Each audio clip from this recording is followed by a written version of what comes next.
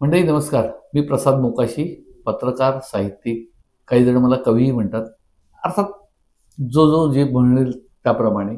पण बित्तम बातमीच्या पॉडकास्टमध्ये मी तुम्हा सर्वांचं स्वागत करतो.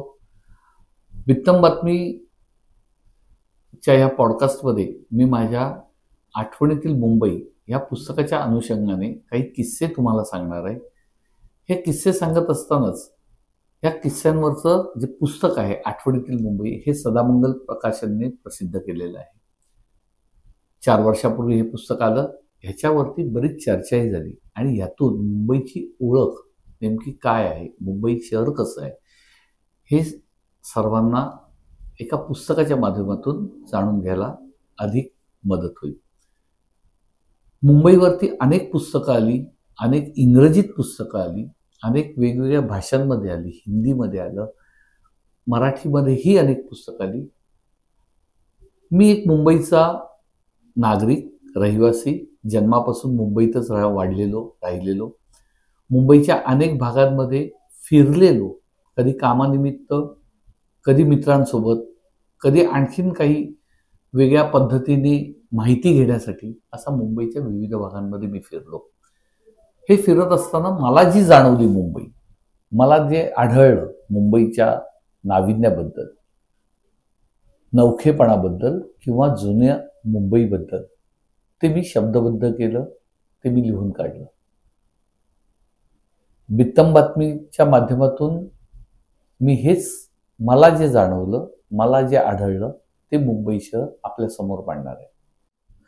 तर आपली मुंबई पाहायला गेलं तर मुंबई शहर किंवा मुंबई हे नाव जागतिक स्तरावर सगळ्याच प्रकारे नावाजलेलं आहे.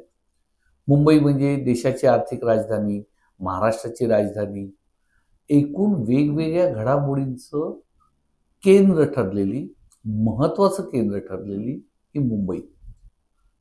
मुंबई नगरी बडी बाका म्हटलंच आहे. पण ही मुंबई, तुम्हाला आश्चर्य वाटेल की वेगवेगळ्या प्रकारे मुंबई शहर हे जागतिक स्तरावर 1 नंबरचं शहर राहिलेलं आहे. हे कसं? मुंबई शहर हे असं एकमेव जगातलं शहर आहे की जिथे वेगवेगळी बेटं एकत्र करून एक मोठं शहर झालं. आतापर्यंत असं कधीच कोणत्याच देशामध्ये, कोणत्याच शहरामध्ये, शहराच्या निर्मितीमध्ये अशा पद्धतीचं पाहायला मिळालं नाही जे मुंबईच्या जन्मकथेमध्ये. म्हणजे मुंबईची 7 बेटं होती. आता ही 7 बेटं वेगवेगळ्या प्रकारची होती, पण ती एकत्र झाली. त्याच्यात असलेली नदी किंवा खाडी किंवा समुद्र हा कशा पद्धतीने बुजवला गेला आणि मुंबई शहरातल्या ज्या बेटांवर डोंगर होते ते डोंगर सपाट कसे झाले, हे जर ऐकलं, हे वाचलं तर आपल्याला फार वेगळा इतिहास पाहायला मिळतो. आणि तो पाहताना आपल्याला एक प्रकारे इतिहासाबरोबर भूगोलही जाणून घेता येतो. मुंबई शहर हे सर्वार्थाने एक अभ्यास केंद्र आहे. मग कोणाला इतिहास असेल, कोणाला भूगोल असेल, कुणाला केवळ राज्यशास्त्र असेल, तर तेही ह्यातून आपल्याला जाणवतं.